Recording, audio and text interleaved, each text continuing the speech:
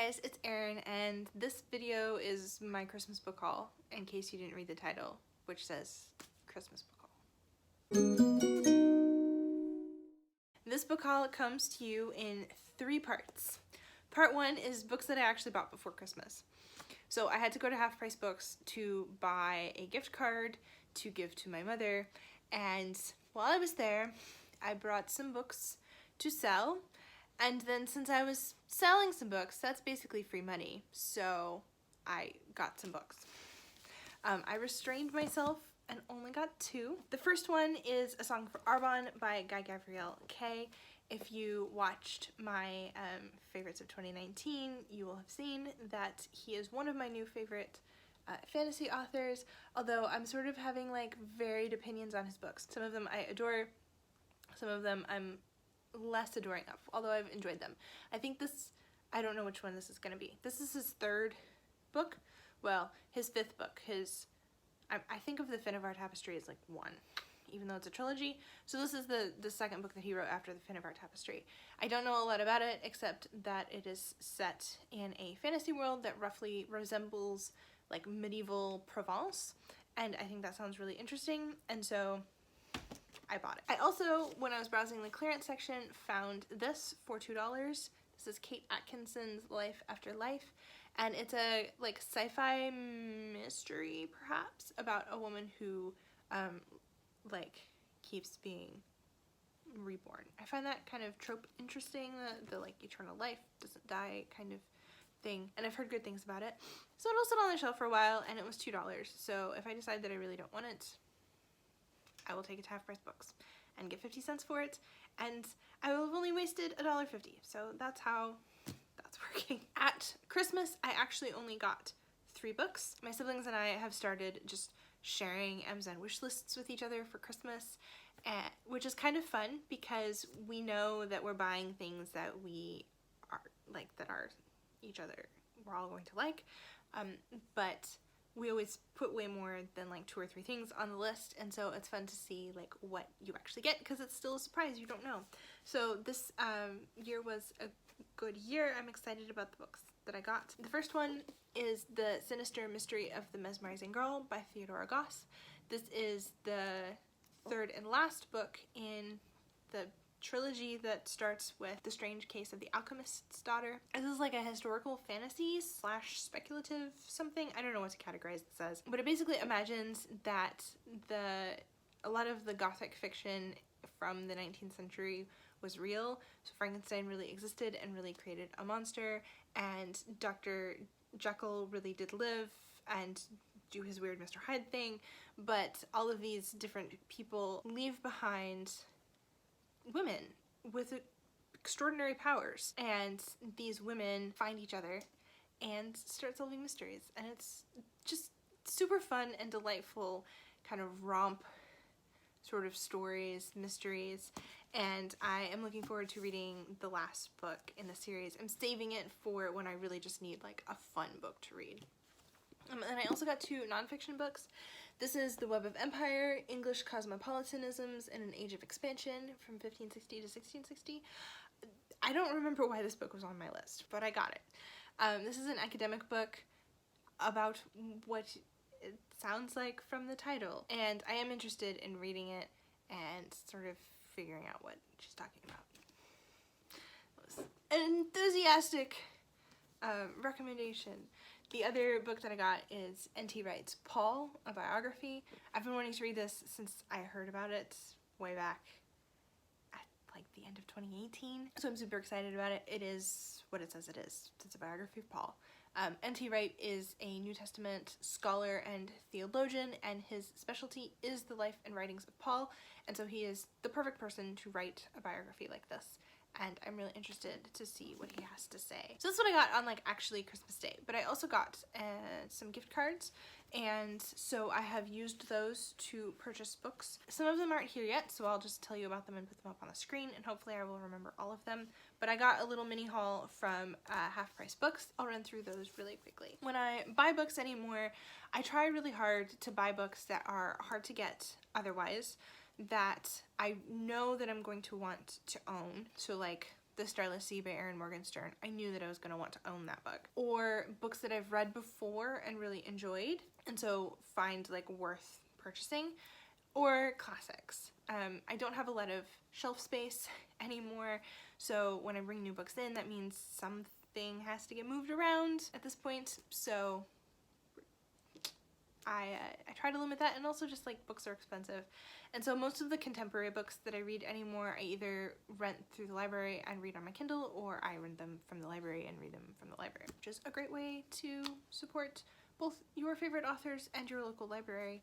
I highly recommend doing that. So this pile, that said, this pile is mostly classics. This is The House of Seven Gables by Nathaniel Hawthorne. I literally bought this book because as I was browsing through the fiction section, I was like, got to the H's and I was like, you know, do I want to read some Hawthorne? I think I want to read some Hawthorne. What Hawthorne should I read? I've heard good things about The House of Seven Gables. And then I was like, no, I'm probably not going to read Hawthorne anytime soon, especially with my 18th century project going on. And then I found this, and it's tiny and cute, and the inside is also cute, and it was $2, and they were having 20% off sale, so I bought it. I might not read it for a couple of years, but classics are one thing that I just don't mind having sitting on my shelf for a while. Contemporary books, if I haven't gotten to them after a year or so, I'm probably never going to read them, and so I usually unhaul them, and then if I really have an urge to read it, I'll get it from the library. But classics, if they're sitting on my shelves for a couple of years, that's fine. They're not going anywhere, and I'll probably need to read them eventually. In fact, I have unhauled some classics that I have deeply regretted doing, so I don't do that anymore. So I was in the middle of listening to the audiobook of Journey to the Center of the Earth when I was shopping, and this is quite a short book. It was 9 hours of audio. Not sure why it took so long to read, but that's fine. There are indeed dinosaurs in this story. You have to wait for a while to get to the dinosaurs, but there are dinosaurs. This is what it says it is. It's a story about a journey to the center of the earth. It was very entertaining and slightly annoying sometimes. The narrator got on my nerves, but that's okay. While I was looking at that, I decided I was enjoying Jules Verne and his adventure stories so much that I should try 20,000 Leagues Under the Sea, and so I bought it just to have on my shelf. It goes with the other one, and I'll read it eventually someday when I want a good adventure story, something that's a classic but not as kind of intellectual as the other ones. I mean, not that this one isn't intellectual, but it's more of an adventure story than anything else. This is The Princesse de Clèves, I said that badly, I'm sure, by Madame de Lafayette, probably. We don't actually know, according to the introduction. I don't know what this is about, but it was published in 1678, and I am really interested in collecting and reading stuff from the 18th century, certainly, but also from the latter half of the 17th century, especially early novel kinds of things, and this is one of them, and so I purchased it. The next book is My Antonia by Willa Cather. This one I actually have read. It's been a couple of years, but it's a book that really lingered with me. I think I read this, oh gosh, it's been 5 or 6 years at this point, at least. I think I read it before I even was keeping a Goodreads account. I'll have to check on that. It was just so beautiful, and I still think about it, and so I've wanted to have a copy on my shelf, and this seemed like a good opportunity. This copy was like $3, and it's pretty with the fields, and so I bought it. Someday I will reread this. The story is narrated by Jim Burden, who is also one of the main characters in the story, and when he's a boy, he gets sent to live with his aunt and uncle in Kansas or Oklahoma or one of those states, sorry guys, who live there. I don't remember which one. It's been a while, I told you. The Midwest. And as he gets used to living this life on the prairies in the early 1900s or late 1800s, something like that, he meets this family who comes from Scandinavia, moves in nearby. This was very common. A lot of Scandinavian families immigrated to the United States and moved to the Midwest at this point in history. And they had a girl there, Antonia, who is about Jim's age, and they become friends. And the story is just kind of his recollection of their relationship, which is never romantic. And it's a kind of reflection of growing up in this time, in this place. It thinks about immigration. It thinks about it's just about life. and it's so beautiful.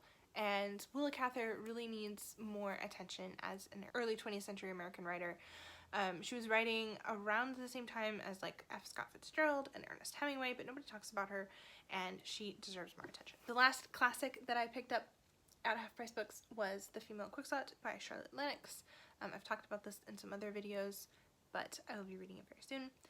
It is an 18th century novel about a girl named Arabella who likes novels, and that is a problem for her. And then the last book I picked up was Tigana by Gavriel Kay. Like with A Song for Arbonne, I'm just kind of slowly collecting some of his books. When I bought The Song for Arbonne, this was also on the shelf, and I wavered between the two. I couldn't decide, and I went with A Song for Arbonne. And so when I went back with my gift card, I decided to pick this one up too. I'm actually in the middle of reading this, and so far it's very interesting. This one feels more like the Finnevar Tapestry than some of his later historical fantasy. I think this is maybe kind of the tipping point where he stops writing this kind of stuff, and Song for Arbonne is the first one where he writes more like historical fantasy. So it'll be interesting to see how that shifts, how his writing shifts between the two. So I started reading this one first. This is about a group of people who live in a part of this world they call the Hand. It's sort of this like giant peninsula, and currently there are a lot of different provinces being controlled by two wizards or magicians, and not kindly, and they would like to overthrow them, particularly because one of the kingdoms, when one of the wizards named Brandon was conquering it, he sent his son at the head of the army, and the kingdom just like smashed it and killed his son, and he was very, very angry, and so he cast a spell that nobody would remember the name of the kingdom, and it's Tigana. And so people want to overthrow him so that they can like restore literally the name of their realm. I think it's gonna have some things to say about art. That is what's going on so far. I'm not far enough into it. I'm only like 20% into it, and because it's such a long book, the plot is moving kind of slowly, which I'm fine with. It's not like a boring slow. It's a like, we need all of this detail because when like it'll get bigger and it'll be good. Those are the physical books that I have in my possession. I've also ordered a couple of books that are winging their way to me from different parts of the world. I don't know. One of them is Dominion by Tom Holland, which I am really looking forward to. I could have gotten this on Amazon, but I bought it from Book Depository because I wanted the UK cover, which I like a lot better than the US cover. This is a history that argues that a lot of the way that we think about the world is deeply Christian, even though we live in a secular age, and he traces the kind of progression. He starts pre-Christ and looks at the way the world was then and traces how Christianity has shaped the way that we think about things. I also bought another book by Elizabeth Goudge. I'm pretty sure it's called The Dean's Watch. Cover here. If I'm wrong, sorry. Because I would like to read more by her, and so I'll get to that at some point soon, hopefully. I also have one more book to talk about. I got this right before all of the awful things happened in my life, and so I haven't said anything about it, and I'm really sorry for doing that. But Kimberly Gray very kindly sent me a copy of Ascendance, and I will read you the back cover. For hundreds of years, war has raged across the realm of guardian angels, White-Wing against Black-Wing. Grace is the saboteur, daughter of the White-Wing spy master, destined to end the war once and for all. But all of that is snatched away when she is captured by the Black-Wings. Trapped in their secret city, Grace finds herself questioning everything she's ever been told about her enemies and about herself. From the premise and the reviews, it just sounded like the kind of fantasy that I really enjoy, and I am really looking forward to reading this super soon. Also, the Bear book is really pretty. It's this really lovely gray with just like the gold stamped title, and it just like feels nice. So anyway, that's another book nerd thing to say. But thank you, Kimberly, for sending that to me. I'm sorry I haven't talked about the book before now. You'll be hearing more about that one very soon on the channel and on my Instagram.